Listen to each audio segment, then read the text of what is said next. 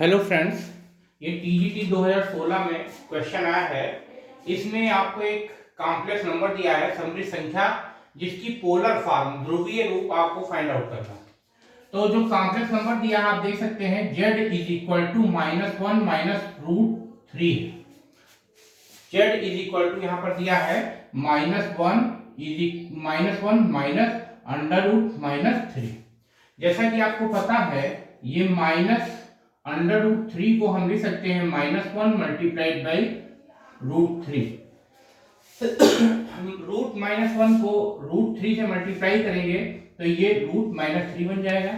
अब root -1 i के equal होता है तो इसको -1 माइनस आई रूट थ्री लिख सकते हैं।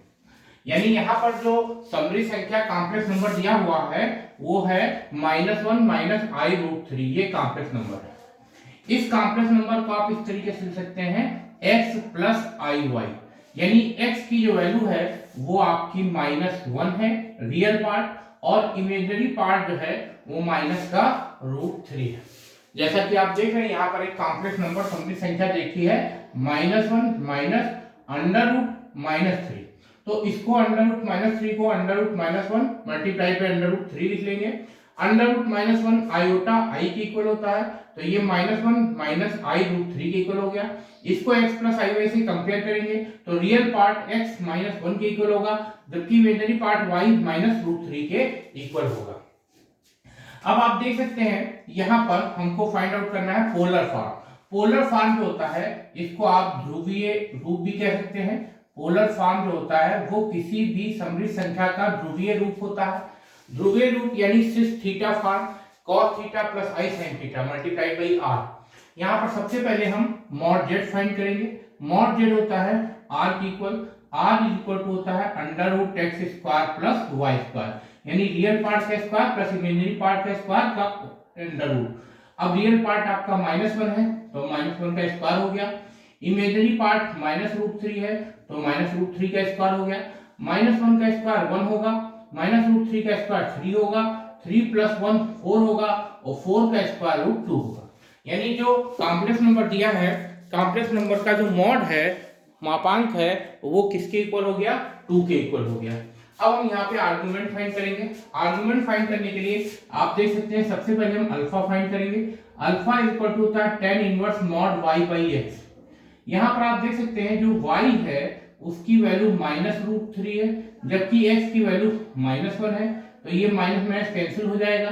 यहाँ पर से आप देख सकते हैं tan इनवर्स √3 का मॉड आएगा। √3 का मॉड जो होगा वो √3 के इक्वल होगा। जैसा कि आप जानते हैं tan इनवर्स √3 की वैल्यू जो होती है ये tan π/3 के इक्वल होती है।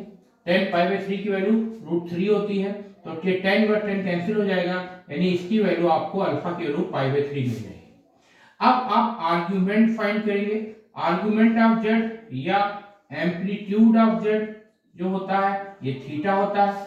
अब यहाँ पर जो आपका कॉम्प्लेक्स नंबर है वो आप देख सकते हैं ये -1 कामा -√3 है।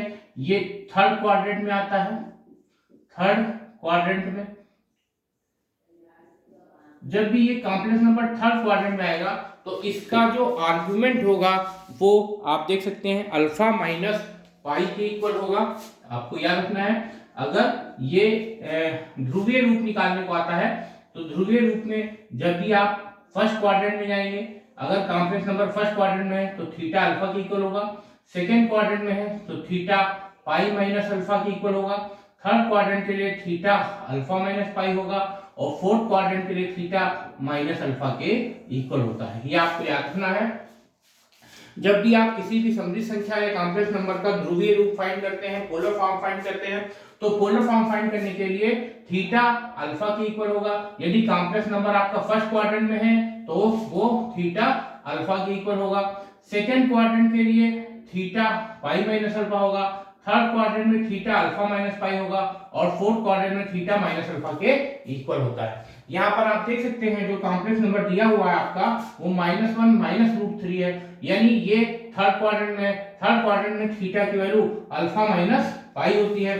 अब अल्फा की वैल्यू आप देख सकते हैं π/3 आ रहा है और -पाई, इसमें जब आप सब्ट्रैक्ट करेंगे 3 एलसीएम लेंगे तो पाई माइनस 3 पाई, यानी अल्फा यहाँ पर आपका जो आर्गुमेंट होगा, पूर्णांक होगा, वो कितना आ जाएगा आपका -2 पाई/3। जब आपने आर्गुमेंट निकाल लिया, आर निकाल लिया, अब इसकी पोलर फॉर्म आपको फाइंड आउट करनी है। तो किसी भी कॉम्प्लेक्स नंबर की पोलर फॉर्म लिखने के लिए, ध्रुवीय रूप लिखने के लिए, कॉम्प्लेक्स नंबर अगर z is equal to r cos theta plus i sin theta के फॉर्म में लिखा जाता है। z आपका दिया हुआ है -1 माइनस आई रूट 3 के इक्वल, और r की वैल्यू आप देख सकते हैं यहाँ पर 2i है, जबकि थीटा की वैल्यू जो है वो माइनस का 2 पाई/3 और i साइन ये -2 पाई/3 है। cos माइनस थीटा जो है ये cos थीटा के इक्वल होता है, यानी cos 2 पाई/3 हो गया। sin minus theta minus sin theta के इक्वल होता है, तो ये माइनस का i sin 2 पाई/3 होगा। यानी कॉम्प्लेक्स नंबर अगर आपका -1 माइनस रूट -3 दिया है, तो इसका जो पोलर फॉर्म होगी, ध्रुवीय रूप होगा, वो cos 2 पाई/3 माइनस i sin 2 पाई/3 होगा। तो यहाँ पर आप देख सकते हैं जो ऑप्शन ए है वो आपका करेक्ट है। So option